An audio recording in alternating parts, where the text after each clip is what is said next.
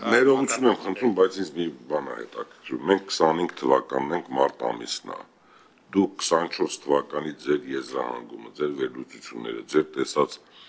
առևտուրը, ձեր տեսած արտադրական հզորությունները, ձեր տված լիզինգը, ձեր պետության կառավարության աջակցությունը, որ սարքավորներ ներկրեն պետության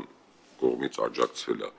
Ինչ պոտենցիալ ենք տեսնում 25-ի այսօր մենք մարտն ենք։ Հունիսին ինչ աճ կունենանք, որ ոլորտներում ավելի մրցունակ կլինենք, եւ սեպտեմբերին որ ոլորտներում, 26 թվականի հունվարից որ ոլորտներում, սա պետք է ամեն օրվա աշխատանք լինի։ Այս վերջերս ես մի բան եմ նկատել, տեսել եմ դրսում, հետո սկսել եմ վերլուծել։ Գարիս է օդանավականում տեսա Greek Jewelry,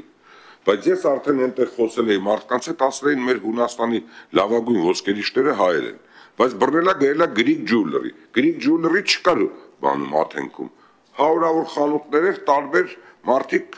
կատարում էին, բայց որպեսզի տուրիզմի ու մարդկանց գիտակցության մեջ այդ տպավորություն լինի,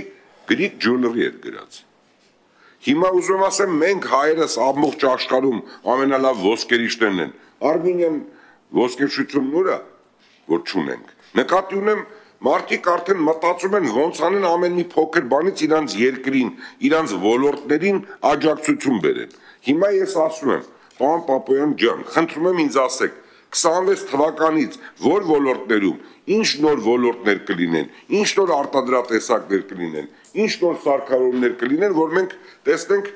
այն որ ասեցի երրորդ տեղում ենք համախառն ներքին արդյունքով Ռուսաստանից, Ղազախստանից հետո կարող է դրանք հավասարվենք Ղազախստանին։ Ունենք այդ պոտենցիալը, որն է, որոնք են դրանք։ Սրա մասին է պետք խոսել, խնդրում եմ։ Այն որ երբ որ Սփյուռքն ասեցի, Սփյուռքի երրորդ տեղում էր, բայց դա քաղաքական բանով ասեցի, որ հասկանանք, որ մեր Սփյուռքն էլ այդքան ասում ենք Սփյուռք, իրանք էլ պետք է մի բան անեն։ Շնորհակալ